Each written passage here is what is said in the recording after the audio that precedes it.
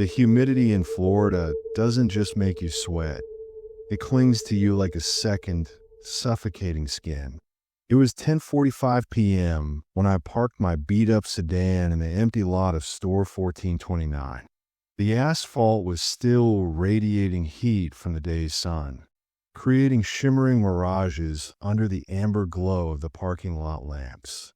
I stared up at the neon green P of the Publix sign.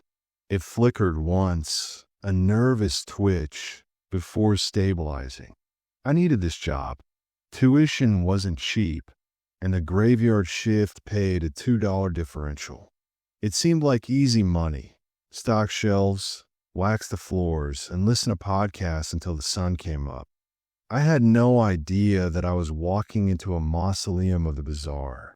Forget everything you think you know about working retail.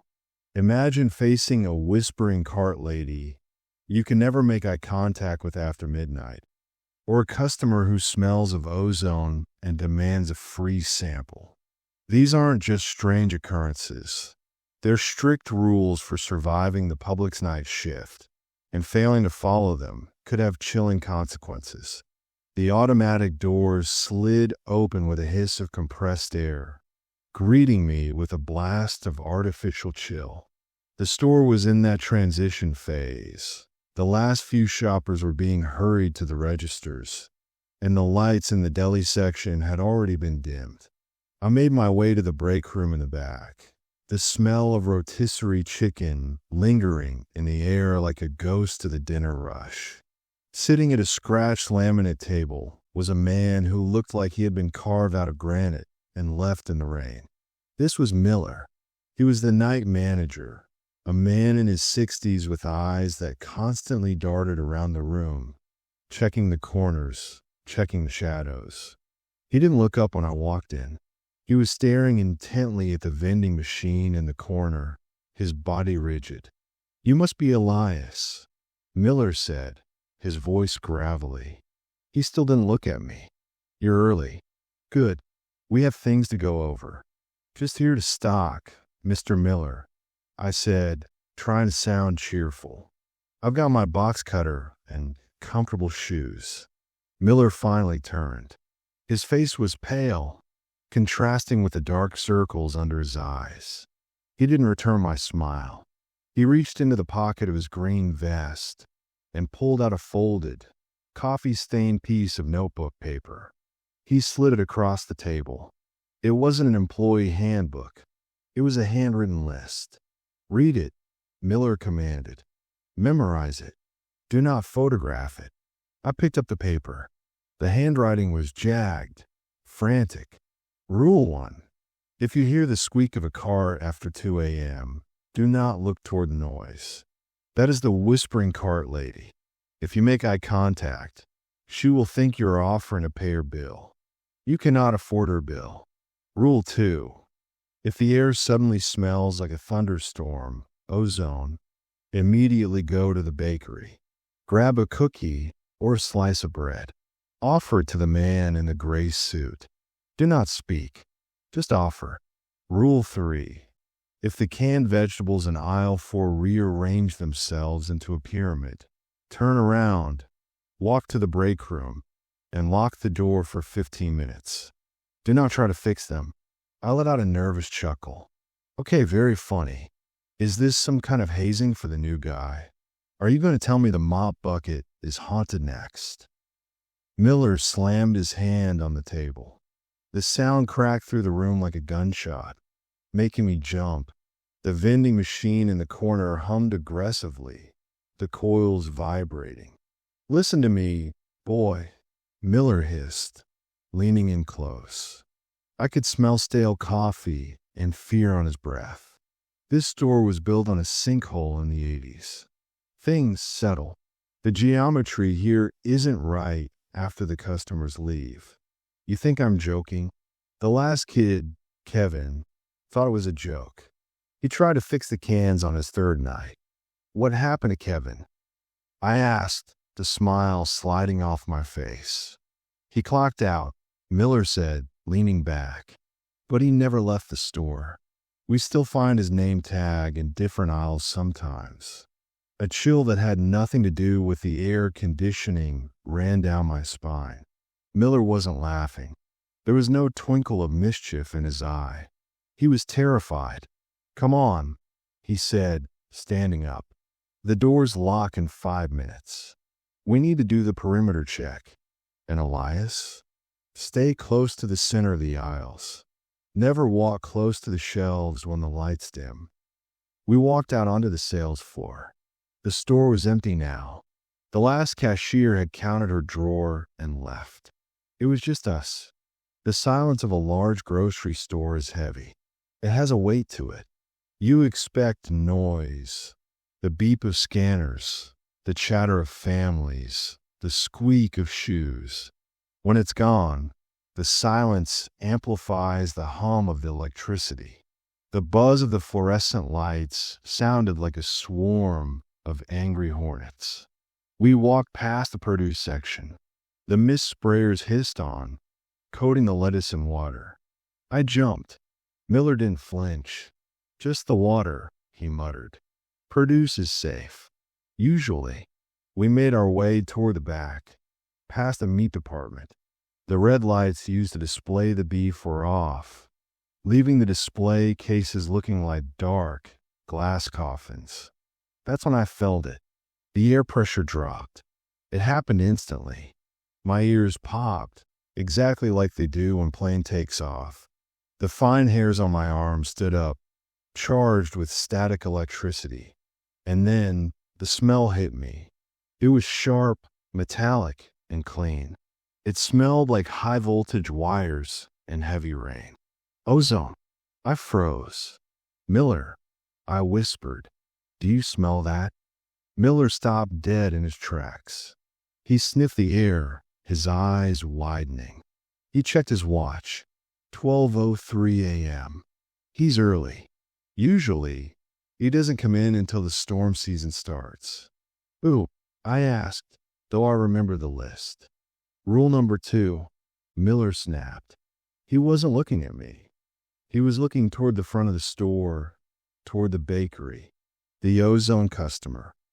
"I thought you said these were just stories," I stammered, despite never having believed they were stories just moments ago. My brain was trying to rationalize the sudden atmospheric shift. Maybe a freezer blew a fuse. "Bakery. Now," Miller ordered. He didn't run, but he walked with a terrifying urgency. "Do not run." He hates it when the staff runs. It makes him think we're out of stock. We speed walked to the bakery section. The glass cases were mostly empty, cleared out for the night, but there was a plastic container of sugar cookies left on the prep table. Miller grabbed the container, his hands shaking slightly. He ripped the lid off. "Take one," he whispered, shoving a cookie into my hand. "Just hold it out. Flat palm, like you're feeding a horse." "Miller, this is insane," I hissed. "Quiet." And then I saw him. Emerging from aisle 9, the cereal aisle, was a figure.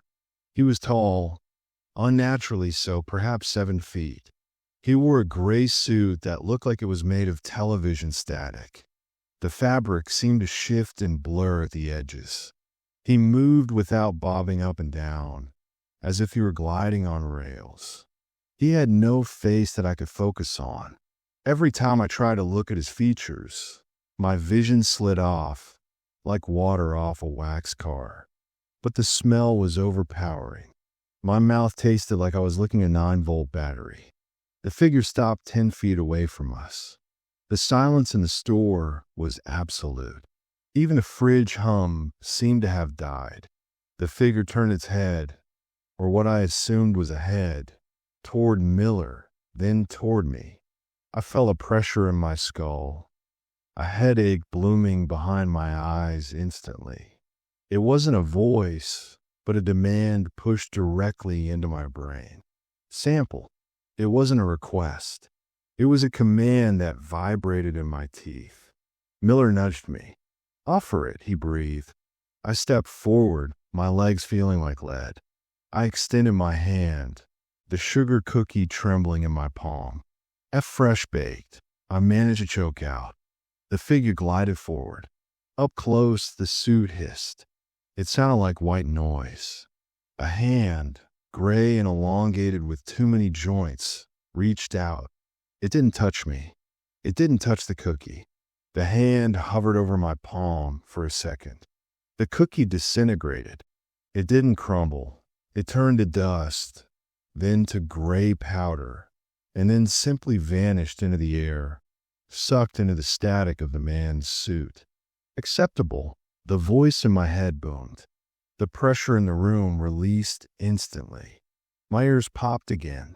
The figure turned, seemingly satisfied, and drifted toward the exit. He didn't wait for the doors to open. He simply walked through the glass as if it were mist, dissolving into the night outside. I dropped my hand, gasping for air. My palm felt cold, like I'd been holding a block of ice. Miller let out a long, ragged breath and leaned against the bakery counter. Good job, Elias. You didn't flinch. What was that? I asked, my voice barely a whisper. That wasn't a person. That wasn't a hallucination. That was a Tuesday, Miller said grimly, wiping sweat from his forehead. He's the easy one. He just wants a transaction. He takes the sample. He leaves. He feels like he's part of the human commerce ritual. I looked at the glass doors where the entity had vanished. They were untouched. You said he's the easy one. He follows the rules of trade, Miller said, pushing off the counter. He wants something, you give it. He goes. The others, they aren't so logical. He looked at me, his expression hardening. You wanted a night shift, Elias. You wanted the extra $2 an hour.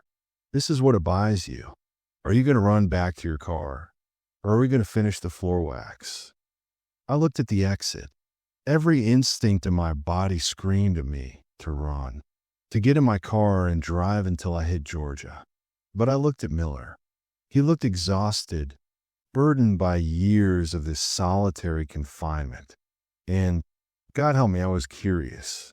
The skepticism had been burned out of me in 10 seconds of ozone and static. I need the tuition money, I said, though my voice shook. Miller nodded, a small sign of respect. All right then, grab the buffer. We start on aisle 1.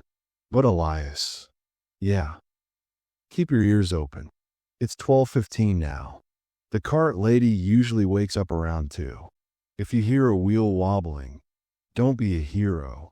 Just look at the floor. We worked in silence for the next hour. The mundane rhythm of the job started to lull me into a false sense of security. The rhythmic thrum, thrum, thrum of the floor buffer was hypnotic. I was waxing aisle 3, the baking aisle, watching the linoleum turn glossy under the machine. I checked my watch. 1:55 a.m. I was getting comfortable. The ozone smell was gone, replaced by the chemical tang of floor wax. I told myself maybe that was it. Maybe the ozone guy was the only thing, and Miller had exaggerated the rest to keep me alert. Then I heard it, from the far end of the store, near the dairy section. Squeak, clack, squeak, clack. It was the sound of a grocery cart with a bad wheel, the kind that flutters and drags. It was slow, methodical, and it was getting closer. I looked up, scanning the back of the store. Miller. I called out. Miller was in aisle 5. I couldn't see him. Squeak, clack. It was louder now. Aisle 12. Squeak, clack. Aisle 10. It was moving incredibly fast for the slow rhythm of the sound. It was skipping aisles, jumping through space. The darkness wasn't empty. That was the first thing my brain registered as the overhead lights died. In a normal power outage, the darkness is simply an absence of light, a passive void. But in aisle 3 of the Publix at 2 a.m., the darkness felt heavy, like a physical weight pressing against my eyeballs. It had a texture, thick and velvety, suffocating the air out of the aisle. The only illumination came from the faint, sickly green glow of the emergency exit sign far behind me. But its light seemed to die before it reached where I stood. I was frozen, my hands clamped around the rubber handles of the floor buffer, as if it were the only thing anchoring me to reality. The machine had spun down, leaving a ringing silence that was immediately filled by her. "You missed a spot," the voice rasped again. It didn't come from a specific direction anymore. It felt like the sound was originating from inside my own ear canal, wet and invasive. My heart was hammering against my ribs, so hard I thought it might bruise the bone. The smell was the worst part. Not just the grave dirt I'd noticed before, but something sweeter, cloying and rotten. It smelled like flowers left on a tombstone for too long, turning to slime in the Florida heat. "Don't look. Don't look. Don't look." Miller's rule screamed in my mind. If you make eye contact, she will think you're offering to pay her bill. I squeezed my eyes shut, tight enough to see stars. I focused entirely on the floor buffer. I visualized the scratches on the handle, the yellow safety sticker peeling off the side. I forced myself to inhabit the role of the worker, the drone, the invisible employee. "I apologize, ma'am," I said. My voice sounded thin, brittle in the heavy air. "I will address the floor. Please excuse me." I didn't turn around. I kept my head bowed, chin in my chest. I heard the fabric of her dress rustle.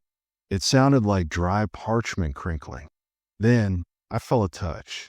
It was light, almost gentle, on my shoulder. But the cold that radiated from it burned through my polo shirt like dry ice. "It's so expensive now," she whispered, her breath smelling of mothballs and old dust. "The price of living, the price of dying. Do you have a coupon, boy?" The pressure on my shoulder increased. She was leaning in. She wanted me to turn.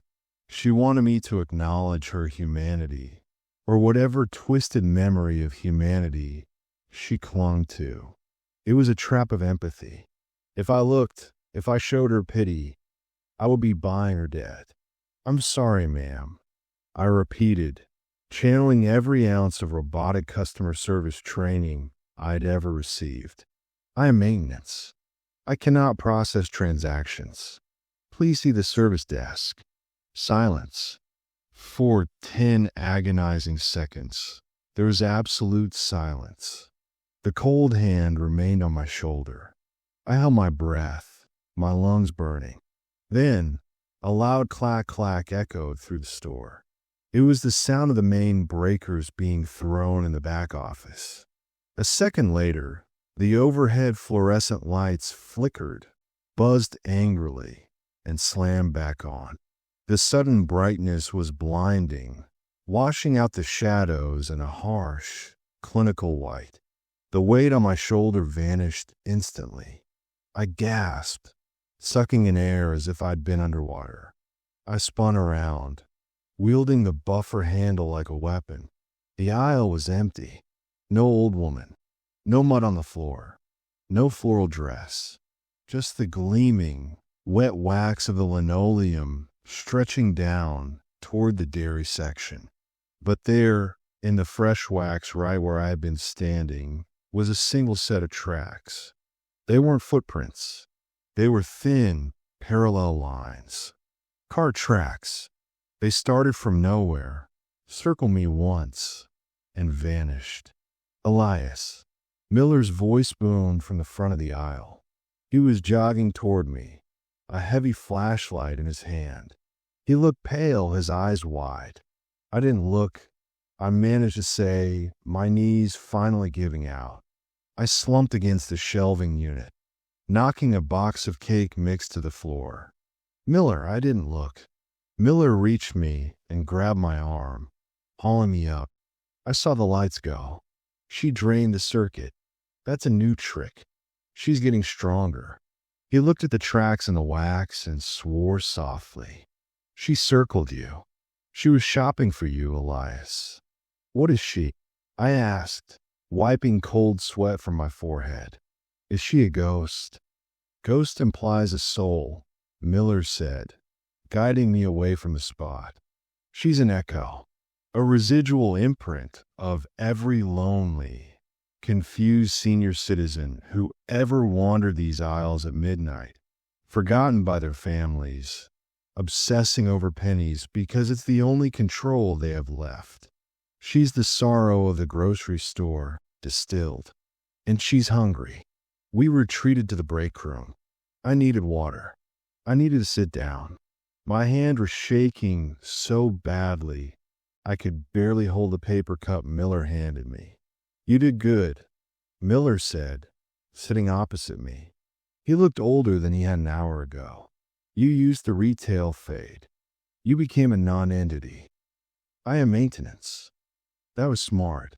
You denied her the connection. Does this happen every night? I asked. Not every night, Miller replied. But the humidity brings them out. The store, it's a membrane. When the air pressure drops outside, the barrier gets thin inside. And tonight, with that storm brewing off the coast, the barrier is paper thin. Suddenly, the breakroom PA's system crackled to life. Bing bong. We both froze. The store was closed. No one was at the service desk to use the intercom. Clean up in aisle 4, a voice said.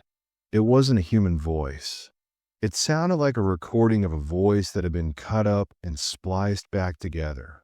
Syllables from different sentences pasted into a mockery of speech. Clean up. In. Aisle. 4.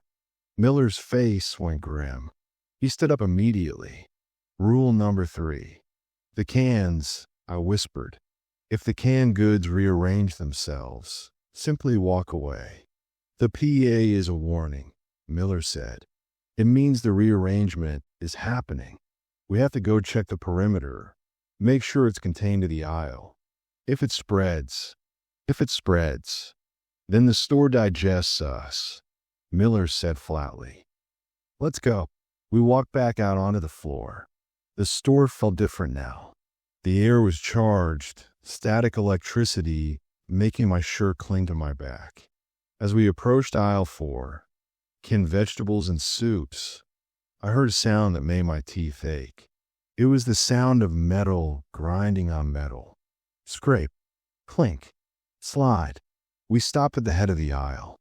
I looked down, and my brain refused to process what I was seeing. The cans were moving. They weren't falling off the shelves. They were sliding. Hundreds of cans of corn, peas, and tomato soup were gliding across the shelves as if magnetized. They were stacking themselves.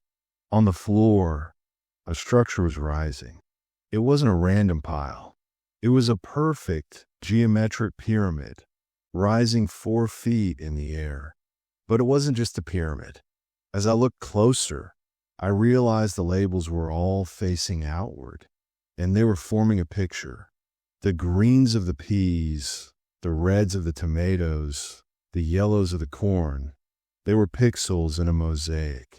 The face on the pyramid was Miller's. I stifled a scream. Miller, don't look at the details.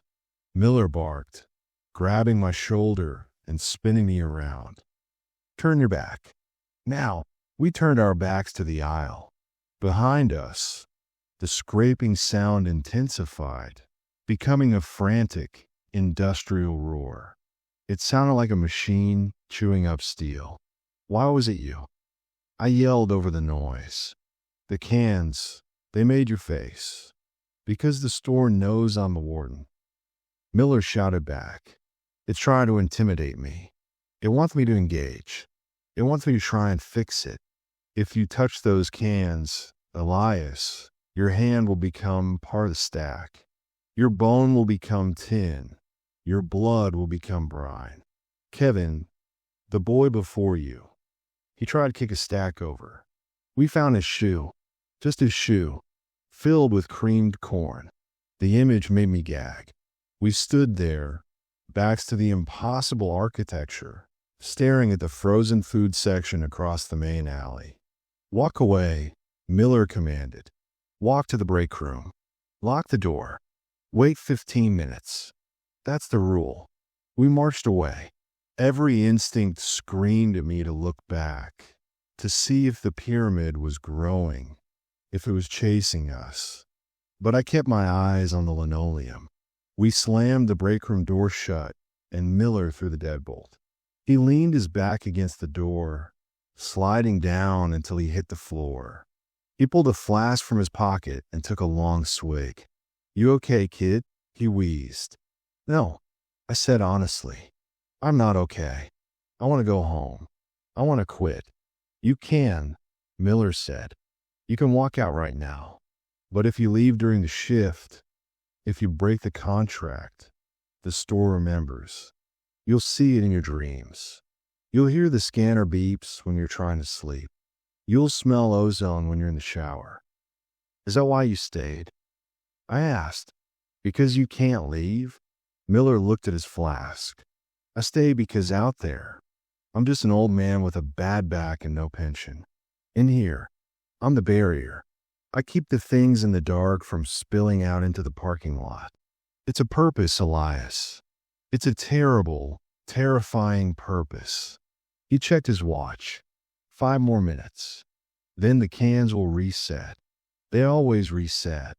I sat at the table, staring at the motivational poster on the wall. Service with a smile. The smile on the employee in the photo seemed too wide, too sharp. "Miller," I said softly, "what happens if we break a rule? I mean, really break it. Not just a mistake."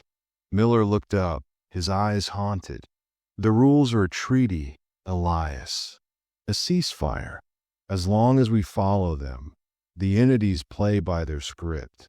They scare us. They test us. But they let us live.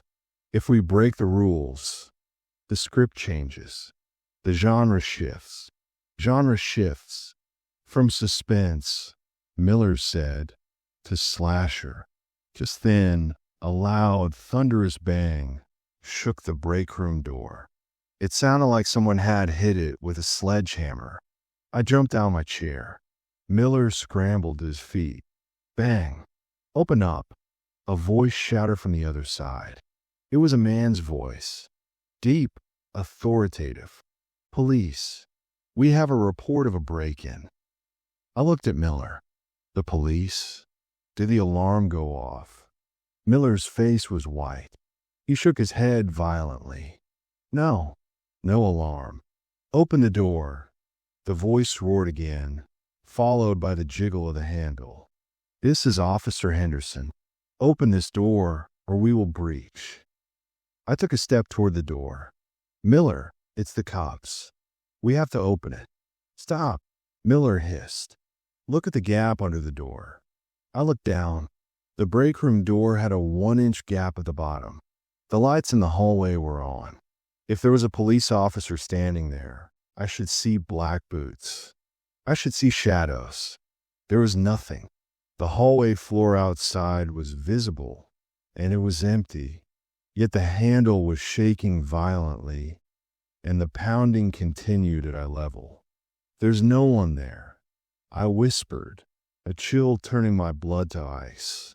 "The mimic," Miller breathed. "It's not on the list because it hasn't been here in 5 years. It learns. It hears us talking about authority, about rules. It's trying to use that against us." "Open the door, Elias," the voice on the other side said. It had changed. It wasn't the deep police voice anymore. It was my mother's voice. "Elias, honey, please. I'm hurt. I fell in the produce section. Please open the door." Tears pricked my eyes. It sounded exactly like her. The inflection, the worry. "Mom, don't listen." Miller grabbed me, covering my ears with his hands. "It reads your surface thoughts. It's not her. Your mother is at home, asleep." "Elias," Why won't you help me? My mother's voice wailed, turning into a shriek of agony. It hurts. The cans, they're cutting me. I struggled against Miller, panic overriding reason. She's hurt. She's out there. Look at the gap. Miller shouted, slapping my face. The sting snapped my head back. Look at the damn gap, Elias. I looked down again. Still empty. No feet. No blood. Nothing. The screaming outside stopped abruptly. The handle stopped shaking. Smart boy. The voice whispered. It was the ozone customer's voice now. That vibrating static. Very smart.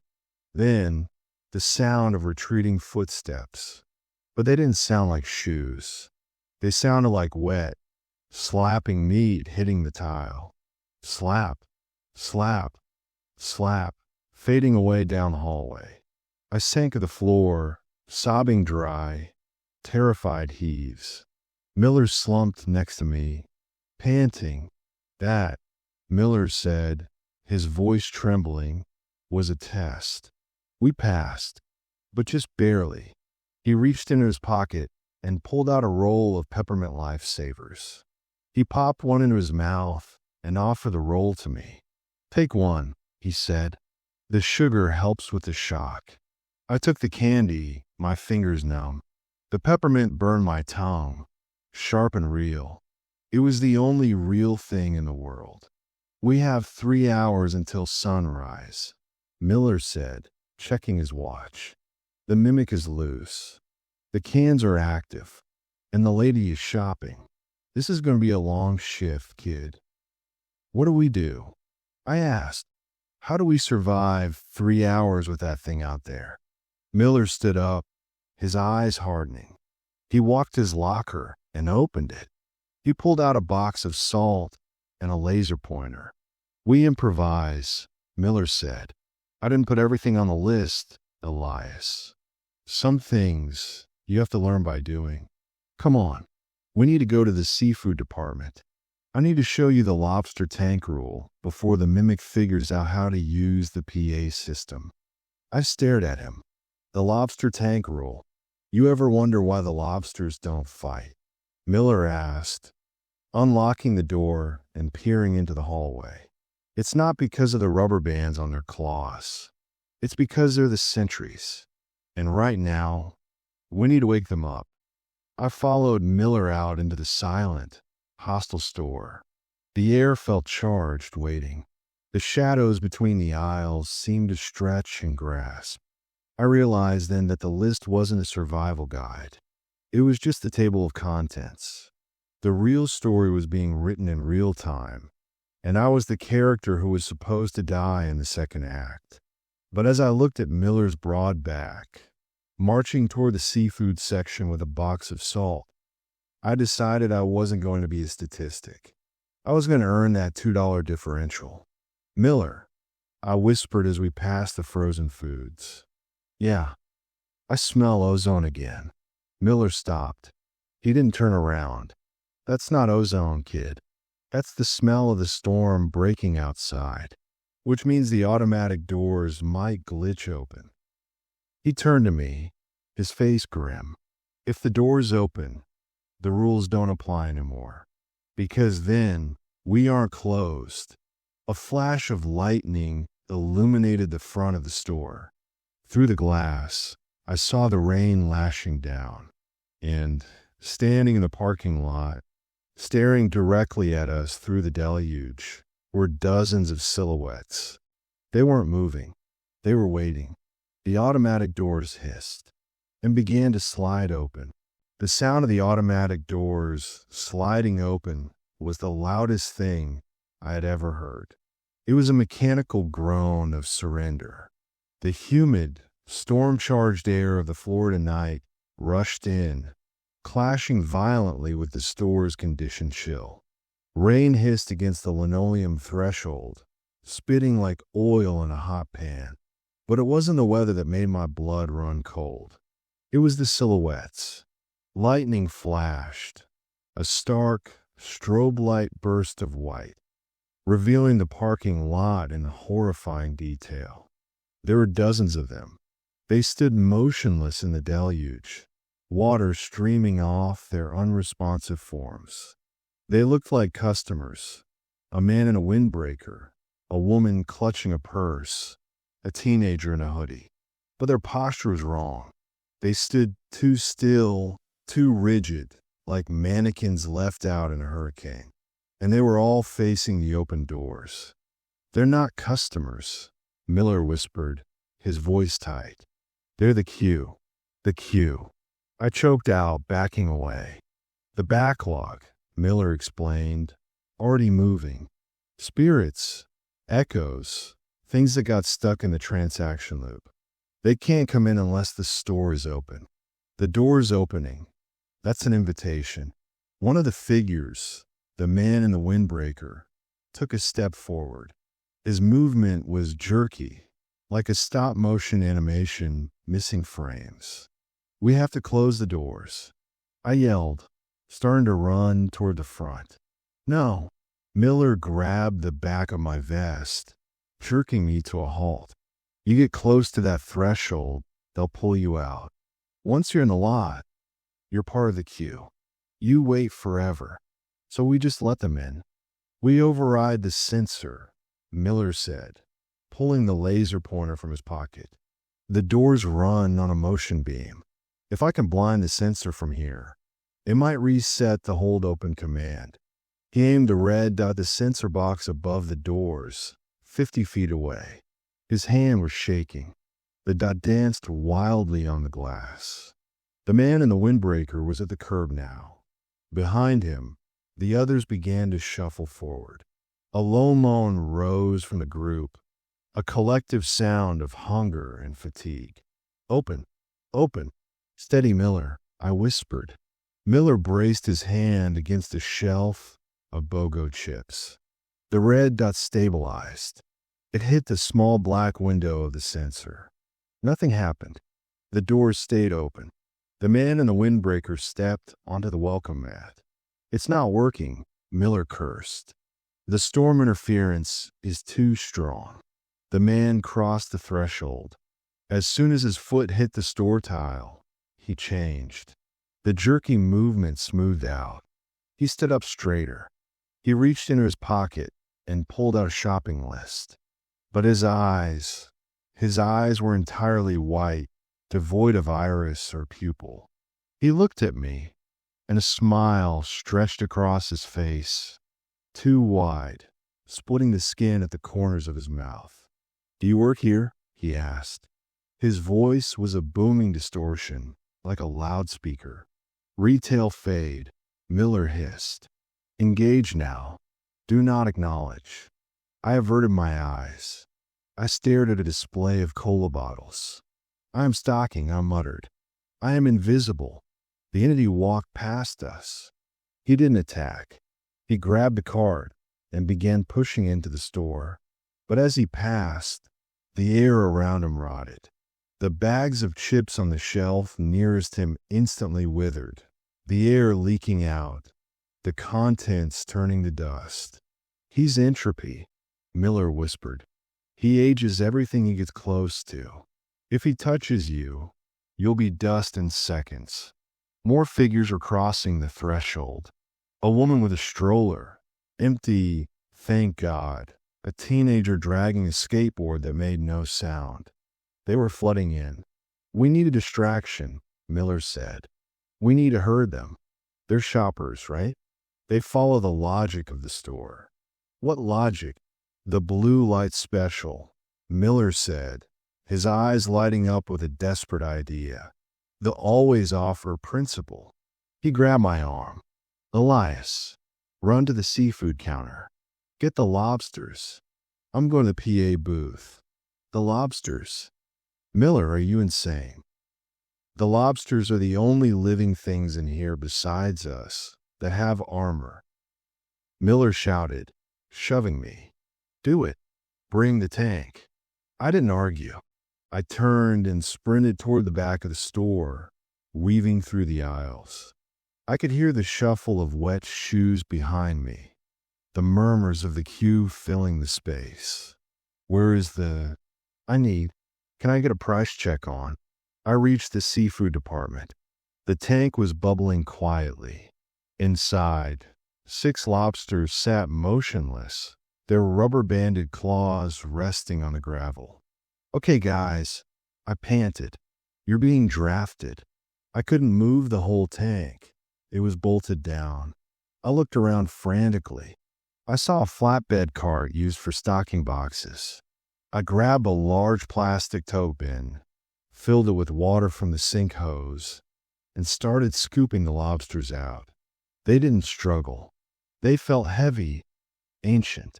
One of them, a massive crustacean with a scarred shell, looked at me with beady black stalks. I swear it nodded.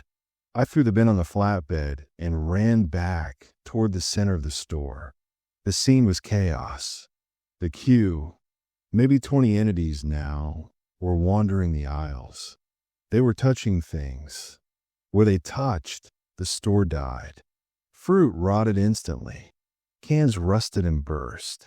The floor tiles cracked.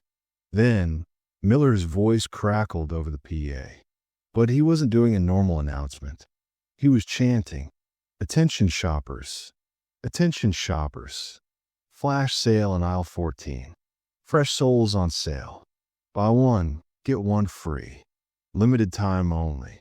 The effect was instantaneous.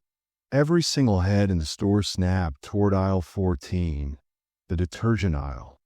The entities turned in unison, their movements synchronized. They began to march toward aisle 14. I met Miller at the end of the aisle. He was panting, holding a lighter and a can of aerosol air freshener. "What are you doing?" I asked, pushing the car of lobsters. "Aisle 14 is the trap," Miller said. "It's narrow. High shelves. We bottleneck them. And then what?" "Then we use the lobsters," Miller said, pointing to the bin. "Cut the bands." "What?" "Cut the rubber bands on their claws. Use your box cutter." I looked at the lobsters, then at the horde of decaying spirits marching toward us. I didn't hesitate. I reached into the bin, grabbed the big scarred lobster, and sliced the blue rubber band off its crusher claw. Then the other. I did the same for the rest. "Down!" Miller yelled. "Deployment."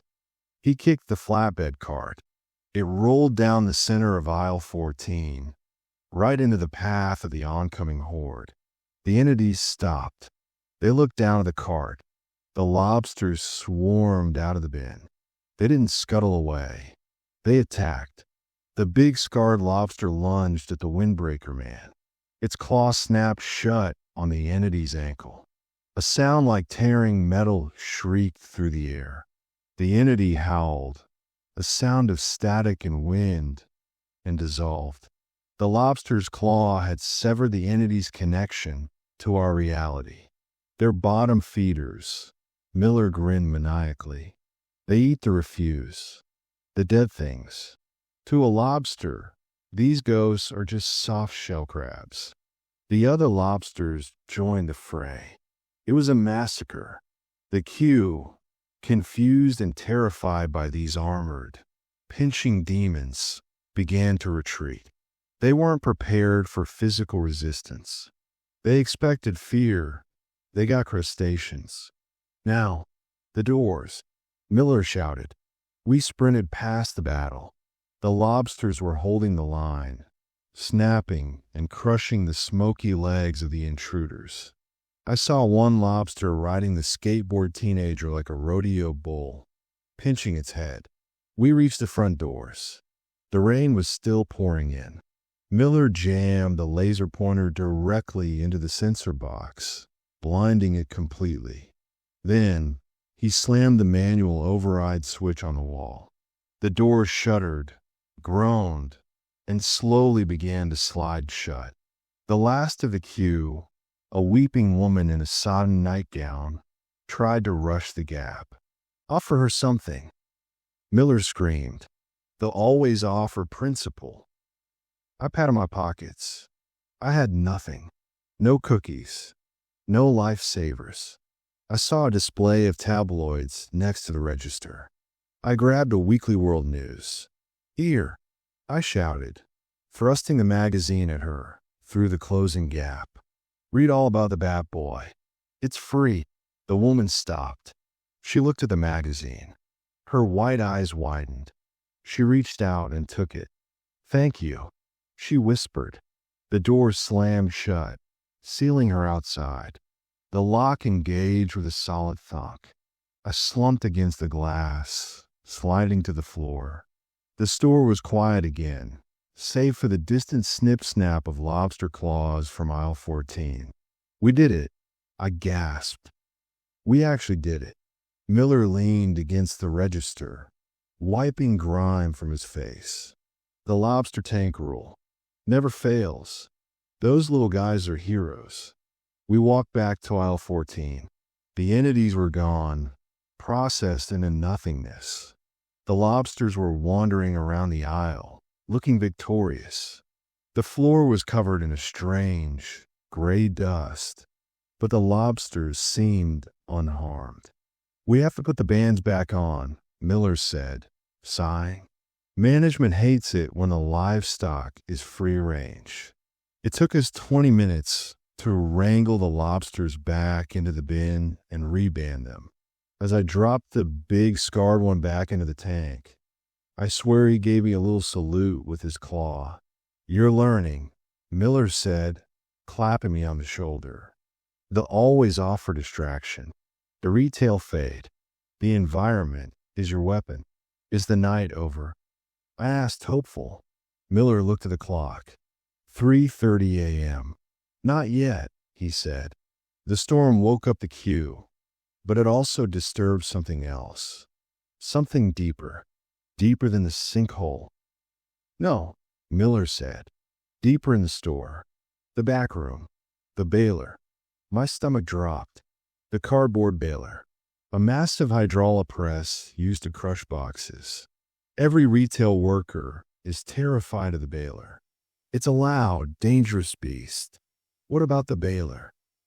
"It's been running," Miller said, "by itself, since 3 a.m. I listened. Faintly, from the stockroom, came the rhythmic work crunch of the hydraulics. "But we haven't put any cardboard in it," I said. "Exactly," Miller said darkly. "So what is it crushing?" We walked toward the swinging double doors of the stockroom. The air got colder as we approached. The smell of ozone was gone, replaced by the smell of copper. "Blood." "Miller," I said, stopping. "I smell blood." "I know," Miller said. He pulled a box cutter from his pocket and extended the blade. "Stay behind me. And whatever you see, don't scream. Screaming feeds it." We pushed the doors open. The stockroom was huge, filled with towering pallets of overstock. In the center sat the baler, a green metal giant. The gate was down. The ram was moving up and down, up and down. Work crunch. Work crunch. A dark liquid was pooling at the bottom of the machine, leaking out onto the concrete floor. Miller stepped forward, his flashlight beam cutting through the gloom. He shone it on the baler. The liquid wasn't oil. It was red, and sticking out of the top of the baler, flailing with the rhythm of the crushing ram, was an arm. It was wearing a green Publix vest. Miller froze. "That's not possible," he whispered. "It's just us." He shone the light on the name tag pinned to the flailing vest. The name on the tag was Miller. Miller dropped his flashlight. It clattered on the concrete, the beam spinning wildly. The arm stopped flailing. The hand rotated, the fingers snapping into a point. It pointed directly at the real Miller standing beside me. A voice boomed from inside the crushed metal of the machine. "Shift change." Miller looked at me, his face devoid of color. "Elias, run." "What? Run?" Miller screamed, shoving me back toward the sales floor. The baler gate flew open. A mass of crushed cardboard and flesh, shaped roughly like a man, stumbled out. It was wearing a green vest. It had Miller's face, but flattened, distorted, printed on a corrugated cardboard. It lunged. Miller intercepted it. He tackled the cardboard doppelganger. They hit the floor in a tangle of limbs. "Go," Miller yelled. "Get to the office. Call the district manager. The number is on the whiteboard. Use the code word Red Plum." I scrambled backward, terrified. Miller was wrestling with himself, a flat, crushed version of himself that moved with impossible strength. I turned and ran. I burst through the double doors back onto the sales floor. I had to get to the manager's office at the front. I had to make the call. But as I ran past aisle 8, I skidded to a halt. The aisles were changing. They were no longer straight. They were curving. The shelves were bending inward, creating a tunnel. The floor was tilting. The store was rearranging itself into a spiral. And at the center of the spiral, standing in front of the customer service desk, was the whispering cart lady. She wasn't whispering anymore. She was smiling, and she was holding a microphone. "Price check on aisle infinity," she cackled. I was trapped. Behind me, the sounds of Miller fighting the Baylor Beast. Ahead of me, a labyrinth of twisted metal and a hungry ghost. I looked at the item in my hand. I was still clutching the box of salt Miller had given me earlier. "Improvise," I whispered to myself. I looked at the cart lady. I looked at the floor, which was now waxed to a mirror sheen. I popped the cap on the salt. "Hey," I shouted. The cart lady looked at me. "Clean up on aisle, you." I poured the salt into my hand and threw it. Not at her, but at the floor in front of me. I created a barrier line. Then I did something stupid. I broke the first rule. I looked her directly in the eye, and I winked. The moment I winked at the whispering cart lady, the atmosphere in the store shifted from predatory to confused. You have to understand, these entities operate on a strict, ritualistic logic. They are performative. They rely on the script. They haunt. We fear. They feed. By winking, by acknowledging her not as a monster, but as a peer in this twisted ecosystem, I had introduced a variable the store hadn't calculated. For a heartbeat, she froze. The smile that had been splitting her face faltered, the corners twitching violently. Her grip on the microphone tightened until the plastic cracked with a sharp report that echoed through the spiraling store. Then she screamed. It wasn't a scream of pain. It was the sound of a dial-up modem amplified through a stadium speaker, a screech of digital and spectral frustration. The lights in the store surged, popping 3 bulbs in the produce section, showering the apples in glass shards. "Invalid input," she shrieked, her voice tearing through the air. "Customer service requested. Manager override." She charged. She didn't run. She rolled. Her feet remained planted, but she glided forward as if she were on invisible casters, moving with terrifying speed across the wax floor. She hit the line of salt I had thrown. Flash! A brilliant blue arc of electricity snapped up from the floor where the salt met her spectral form. The salt didn't stop her, but it hurt her. She recoiled, screeching again, smoke rising from the hem of her floral dress. The smell of burning mothballs and ozone choked the air. "Run, you idiot!" I screamed to myself. I turned and sprinted toward the customer service desk, which was now the epicenter of the spiral. The aisles were no longer parallel. They were curved spokes on a wheel, all twisting inward. The perspective was nauseating. As I ran past aisle 6, the shelves seemed to lean over me, threatening to crush me under an avalanche of pasta sauce and dry noodles. I wasn't running on flat ground anymore. The floor was tilted at a 30-degree angle. I was running uphill, my calves burning, my sneakers squeaking frantically on the linoleum. I looked to my left. The products on the shelves were changing. The familiar brands were gone. Instead of cornflakes, the boxes were labeled ash and bone. Instead of detergent, the jugs were filled with a swirling black liquid labeled void cleaner. Removes existence. I passed a pharmacy. The gate was down, but behind the mesh, I saw the pharmacists. They were faceless mannequins wearing white coats, rhythmically counting pills into bottles. Click, click, click. But they weren't pills. They were teeth. Thousands of human teeth clattering into orange plastic vials. I forced my eyes forward. Focus on the objective. The office. The phone. Red plum.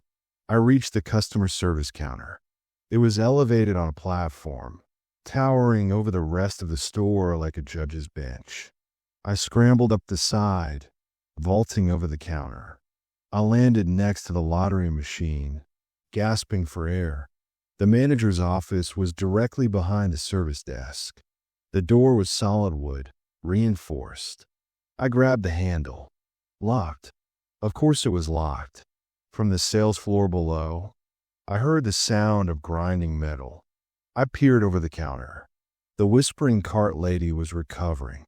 She was pushing a cart now, a cart made of bones and wire.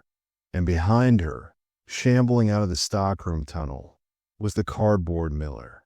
The baler beast was horrifying to behold.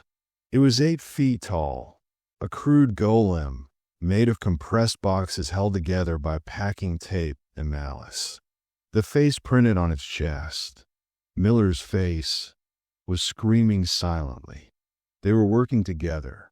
The store's immune system was converging on a virus.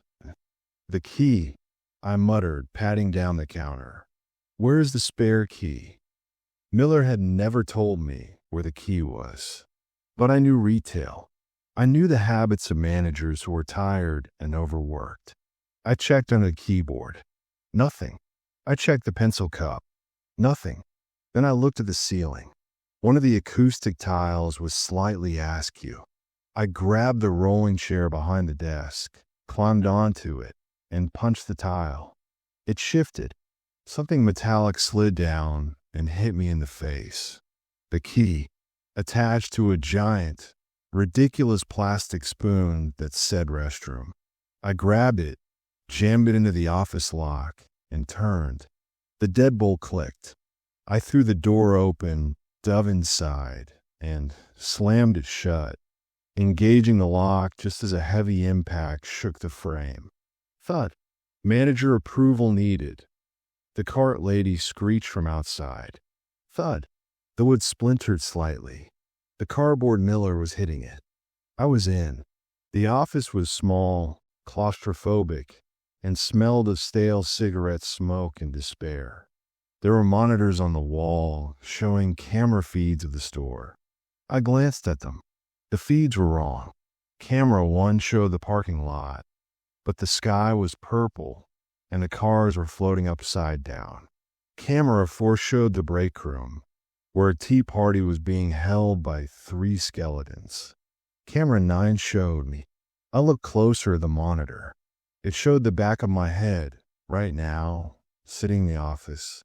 But in the monitor, there was someone standing in the corner of the office behind me. I spun around, my heart stopping. The corner was empty. Just a filing cabinet and a coat rack. Don't trust the screens, I whispered. Visual hallucinations. Keep it together, Elias. I turned to the desk. The phone. It was an old beige landline with a red light blinking furiously. I picked up the receiver.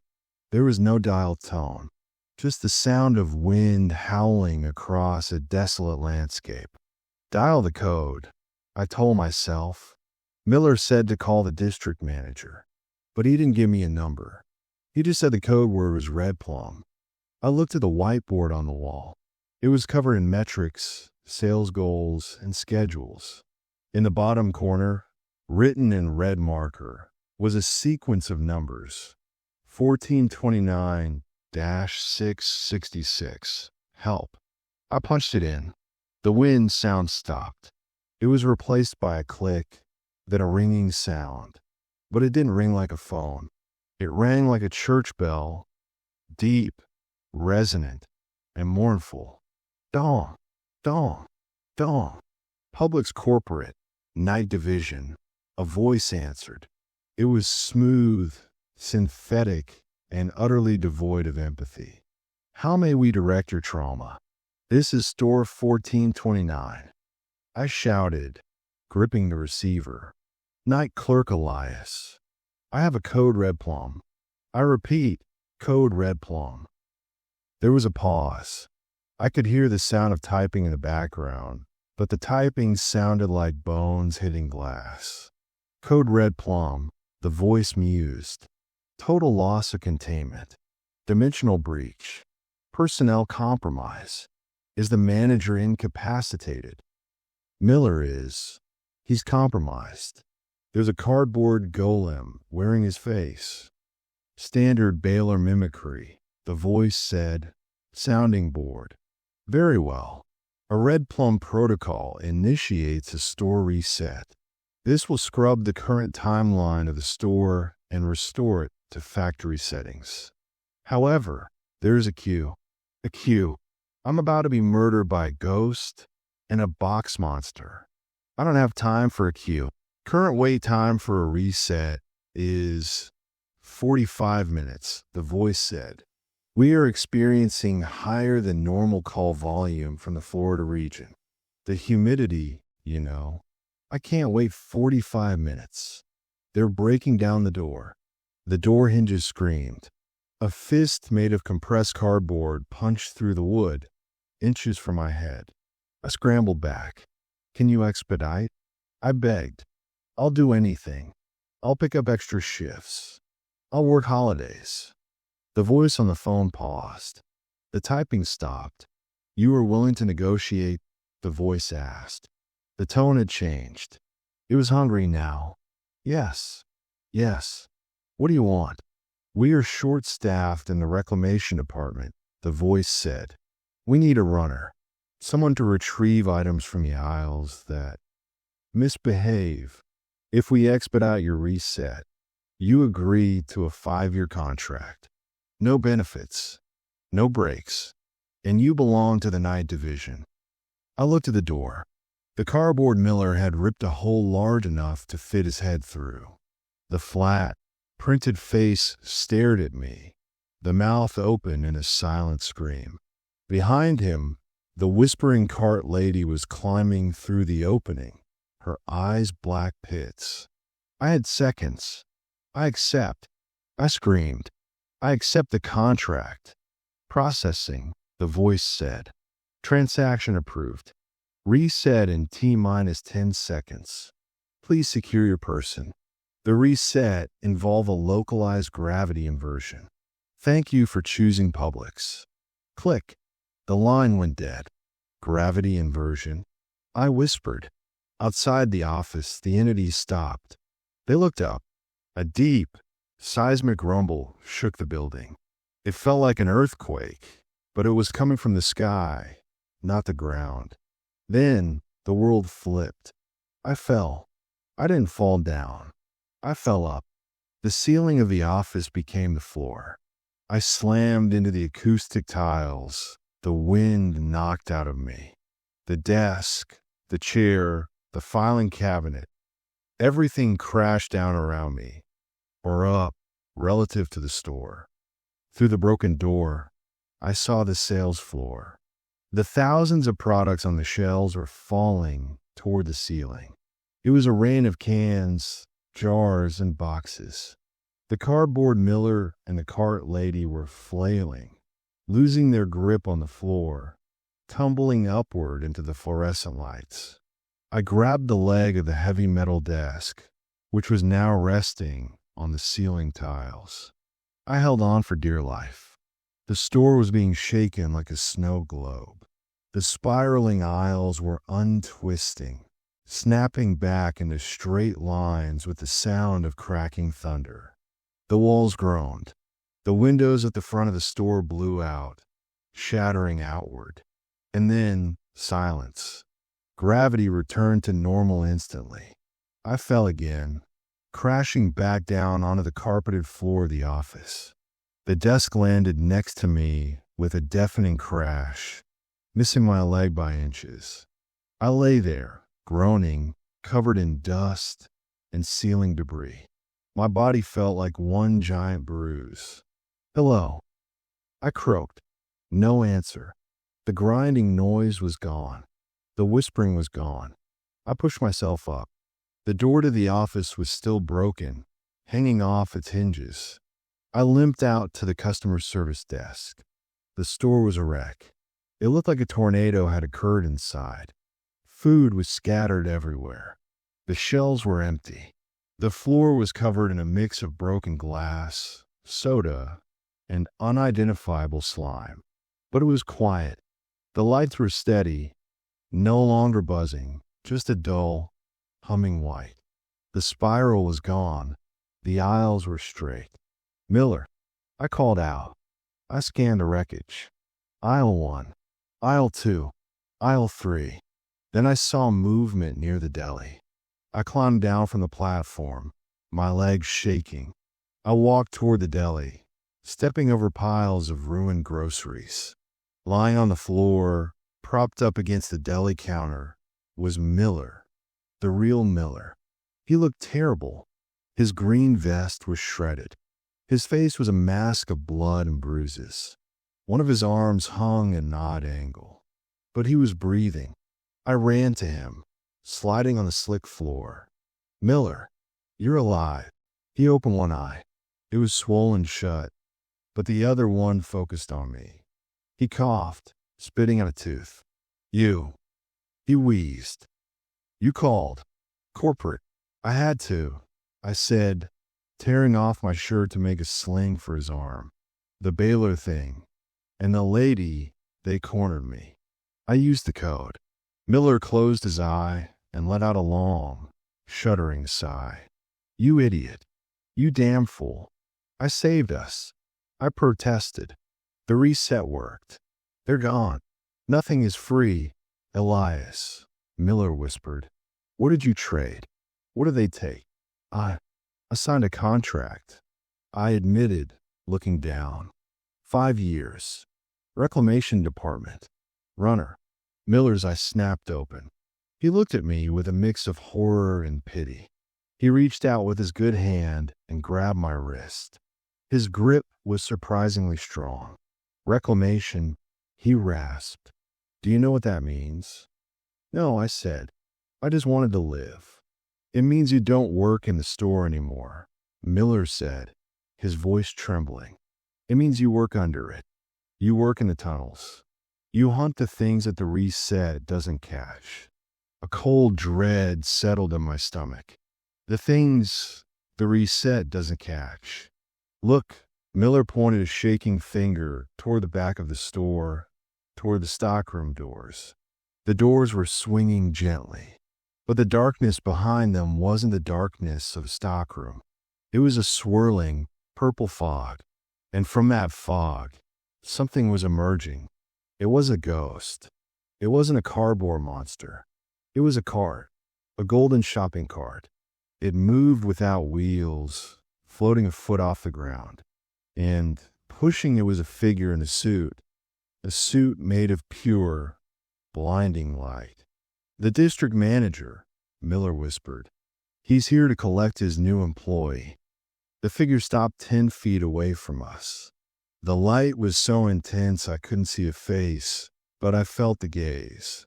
It was heavy, ancient, and bureaucratic. "Elias," the voice boomed, vibrating the fillings in my teeth. "The reset is complete. Your shift begins now." The figure pointed a finger of light at the floor. The tiles beneath my feet began to dissolve, revealing a dark, jagged staircase leading down into the earth. The smell wafting up was not ozone or rot. It smelled of old copper and electricity. "Miller," I pleaded, backing away. "Help me." Miller slumped back against the counter. He looked defeated. "I can't, kid. You signed the deal. The rules protect the store. They don't protect the staff." He reached into his pocket and pulled out the roll of lifesavers. He tossed them to me. "Take these," he said softly. "You'll need the sugar down there.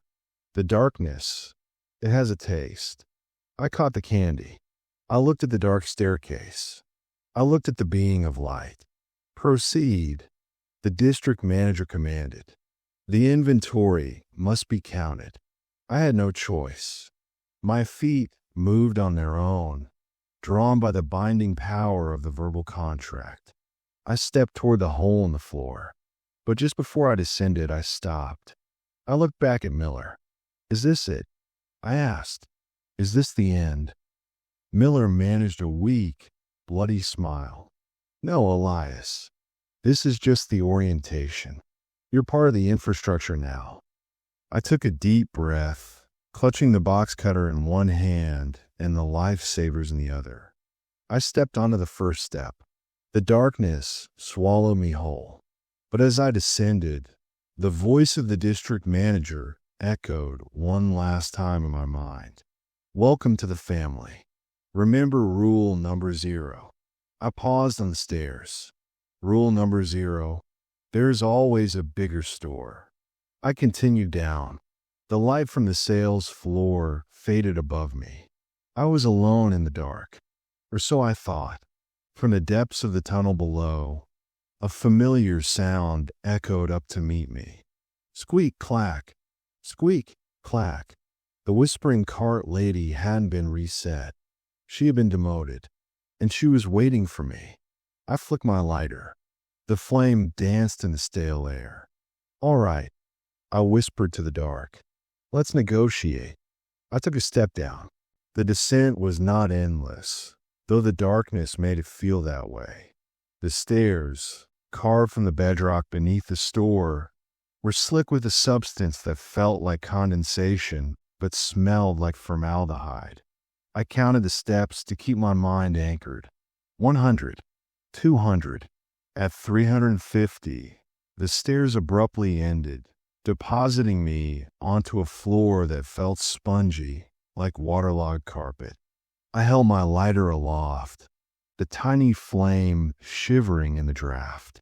The space I had entered was vast, cavernous, and defied all geological logic. It was a tunnel system, but the walls were not made of earth or stone. They were constructed of crushed, compacted retail waste. Layers of flattened cereal boxes, compressed aluminum cans, and petrified produce formed the strata of this subterranean world. It was a fossil record of consumerism, stretching back decades. I saw logos for products that hadn't existed since the 90s, their colors preserved in the airless gloom. The smell was overpowering, a cocktail of ozone, rotting citrus, and old copper pennies. This was the reclamation department. This was the digestive tract of the corporation. Squeak, clack. Squeak, clack.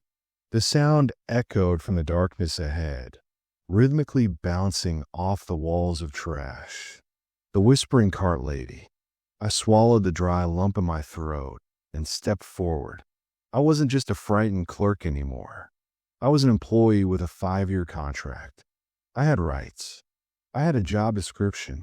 "I know you're there," I called out. My voice sounded flat, absorbed instantly by the walls. "I'm not on the menu. I'm staff." The squeaking stopped. From the shadows, the familiar, hunched silhouette emerged. She looked different down here. Up in the store, she was a predator, a glitch in reality. Here, amidst the refuse, she looked tired. Her floral dress was gray, drained of color. The cart she pushed was rusted through, the bottom falling out. She didn't scream. She didn't rush me. She simply rolled into the ring of light cast by my lighter and stared at me with eyes that were no longer black pits, but milky, cataract-filled orbs of sorrow. Knew higher. She rasped. Her voice lacked the digital distortion it had upstairs. It sounded human, ancient, and incredibly weary. They send them down, so soft, so breakable. I'm not breaking, I said, though my hand trembled. I have a task. The inventory. She let out a dry, wheezing laugh. The inventory, yes. We keep what they discard. We guard what they forget. Do you have your scanner, boy? I patted my pockets. I didn't have a scanner. I had a box cutter and a roll of lifesavers. No scanner, I said. She reached into her cart. Her skeletal hand rummaged through a pile of what looked like human bones and discarded receipt tape. She pulled out a heavy, bulky pricing gun, the old kind from the 80s, made of gray plastic and steel. She tossed it to me. I caught it. It was cold and heavy. Tag everything, she whispered. If it moves, tag it. If it speaks, tag it. If it bleeds, tag it twice. What happens when I tag it? I asked, examining the device. Then it belongs to us, she said, and it can never go back up. She turned her cart around, the wheels screeching in protest. Follow. The shift has just begun. I followed her deeper into the tunnel. As we walked, I realized the scale of the operation. We passed alcoves and side tunnels, each filled with impossible things. In one alcove, I saw a pallet of memory foam pillows that were pulsating, breathing rhythmically as if they were alive. In another, I saw a stack of expiration date stamps that were stamping the air, counting down seconds to an unknown event. Miller said there were others, I said, breaking the silence. He said this wasn't just store 1429. The cart lady stopped. She pointed a jagged finger at the wall to our left. I moved the light closer. The wall was covered in name tags. Thousands of them. Some were green, some were orange, some were rusted metal. They were pinned directly into the compacted trash wall. Kevin, Sarah, Marcus, David, Elena. The queue is not just for customers, she whispered. The staff, we are the mortar. We hold the store up. When we break, we come down here. When we quit, we come down here. When we die, we are promoted. I stared at the wall of names. A chill went through me that had nothing to do with the temperature. This wasn't just a haunted grocery store. It was a machine that fed on time and life, metabolizing them into commerce. And I was now a cog in the gears. I need to find a leak, I said, remembering the district manager's command. The thing that needs to be reclaimed. The cart lady pointed further down the tunnel, toward a faint, pulsating purple glow. The leak is ahead. It fell through the floor during the reset. It is volatile. I gripped the pricing gun. What is it? A complaint, she said simply. An unanswered complaint. We approached the glow. It was emanating from a large, metal object sitting in the middle of the path.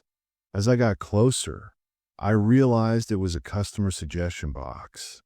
But it was massive, 4 feet tall, and it was vibrating violently. The slot at the top was glowing purple, and black sludge was oozing from the corners. The air around it felt heavy, charged with rage. I could hear voices emanating from the box, hundreds of them, overlapping, screaming. Why is this expired? I want to speak to your manager. This isn't what I ordered. You people are incompetent. It was a physical manifestation of every negative interaction, every moment of entitlement and anger that had occurred in the store above. It had coalesced into a bomb of pure negativity. "It's going to explode," I whispered. "If it bursts," the cart lady hissed, backing away, "it will poison the foundation. The sinkhole will open. The store will fall. I have to tag it, claim it, bind it." I stepped toward the box. The voices screamed louder, a cacophony of Karen energy hitting me like a physical wave. My head pounded. I felt a nosebleed start. The sheer weight of the anger was crushing. "Who is your supervisor?" A voice roared from the box, shaking the ground. I raised the pricing gun. My hand was shaking so hard I could barely aim. "I'm the supervisor," I yelled back, channeling the authority I didn't feel. "I am reclamation."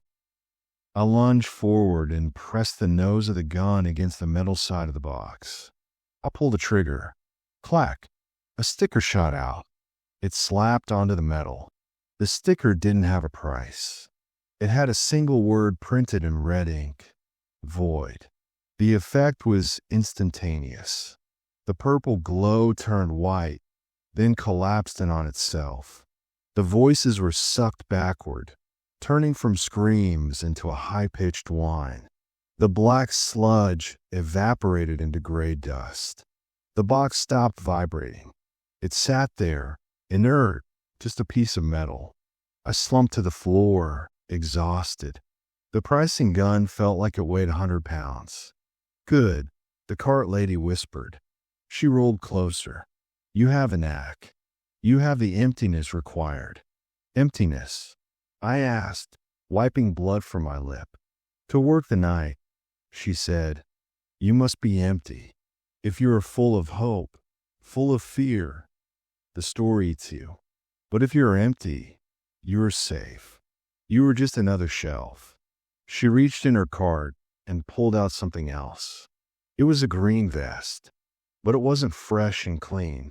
It was stained with the same gray dust as the tunnels, and the logo on the chest was embroidered in silver thread: Reclamation. "Uniform," she said, dropping on my lap. "Put on. The shift ends in 10 minutes. You must ascend." I put on the vest. It fit perfectly. It felt like armor. "What about you?" I asked. "Do you come up?" She shook her head. "My shift never ends. I'm a knight. You're the bridge. Go." She pointed back the way we came. The stairs were gone. Instead, there was a service elevator set into the wall of trash. I hadn't seen it before. I walked to the elevator. I pressed the button. The doors opened with a smooth, silent glide. I stepped inside. As the doors closed, I looked back at the whispering cart lady.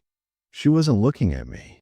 She was looking at the wall of name tags, tracing one with her finger. "Thank you," I whispered. The doors shut. The elevator rose. It didn't play music. It played the sound of rain hitting a tin roof. Ding! The doors opened. I stepped out. I wasn't in the stockroom. I was in the break room. It was morning. Sunlight was streaming through the high windows, harsh and real. The coffee pot was gurgling. The smell of fresh donuts filled the air. Sitting at the table, nursing a cup of coffee and looking at a clipboard, was Miller. He looked up as I walked in. His face was bruised, and his arm was in a sling, but he was alive. He saw the vest. He saw the gray dust on my shoes. He saw the pricing gun holstered on my belt. He didn't say anything for a long time. He just stared. "You came back," he said finally. His voice was rough. "I finished the shift," I said. My voice sounded different to my own ears, deeper, calmer. "I tagged the leak." Miller nodded slowly. He closed the clipboard. "Then you're part of the architecture now, Elias. You're not just a clerk." "I know," I said. I walked over to the coffee pot and poured a cup. I didn't add sugar. I didn't need the lifesavers anymore. The store looks normal, I observed, looking out the door to the sales floor. Customers were walking around, moms with kids, old men buying newspapers. It was mundane, boring. The reset worked, Miller said. They don't know. They never know. They just think we had a power outage. And the things. I asked. The mimic? The ozone customer. They're waiting, Miller said. They respect the daylight. But the sun always goes down, Elias. And when it does, we have to be ready. He stood up and offered me his good hand. Welcome to the night crew. For real this time. I shook his hand. His grip was firm, but I noticed something. My hand was colder than his. Much colder. Go home, kid, Miller said. Get some sleep. You're on the schedule for tonight. 10 p.m. Don't be late. I walked out of the break room, out onto the sales floor. The bright lights hurt my eyes. The noise of the customers was irritating. A meaningless buzz of triviality. I walked toward the exit. As I passed aisle 4, I stopped. A young mother was struggling with her cart. A wheel was stuck. She was frustrated, banging it against the shelf. Squeak, clack. I felt a twitch in my fingers, a desire to reach for the pricing gun. Let me help you with that, I said, stepping forward. She looked up, startled. Oh, thank you. It just won't move. I reached down and grabbed the wheel. I didn't fix it. I whispered a word to it. A word in a language I hadn't known I spoke until that moment. Silence. The wheel spun freely. Perfect. Silent. Wow. The woman said, smiling. You have the magic touch. Just doing my job, ma'am, I said. I gave her a wink. I walked out of the store into the blinding Florida sun. The heat hit me, but I didn't sweat. I felt cool, preserved. I walked to my car, the beat-up sedan. As I opened the door, I looked back at the store. The neon P was off, sleeping, but I knew it was watching me. I sat in the driver's seat and looked at the rearview mirror. My reflection stared back. I looked the same, mostly, but my eyes, there was a faint, purple glow deep in the pupils. And on my neck, just below the ear, was a small, red sticker. Void. I peeled it off and stuck on the dashboard. A souvenir. The unsettling reality is that store 1429 isn't unique. Since that night, I've had access to the logs in the tunnels. I've seen the manifests.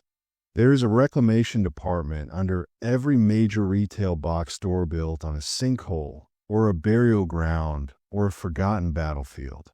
From Miami to Seattle, there is a network of us, night clerks who aren't quite human anymore, holding back the tide of entropy with box cutters and salt.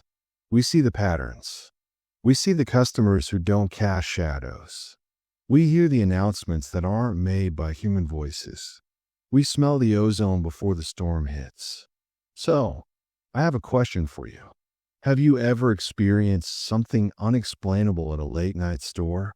Have you ever been in an aisle alone and heard a whisper from the other end, even though the store was empty? Have you ever reached for a can of soup, only to find it warm, like it had a pulse? Have you ever seen a clerk standing perfectly still in a corner, staring at a spot on the wall that isn't there? If you have, don't ask for a manager. Don't make a complaint. And for the love of God, don't touch the cleanup on aisle 4. Just walk away. Leave your cart. Get in your car and drive. Because if you stay, if you look too closely at the cracks in the floor or the flickering of the lights, you might just catch the attention of the reclamation department. And trust me, you don't want any part of our inventory. Next time you're in Publix after dark, remember, some rules are there for a reason, and some employees are doing a lot more than just stocking shelves. I'm Elias, Night Shift Reclamation Officer 1429, and my shift is just beginning. Squeak, clack. The end.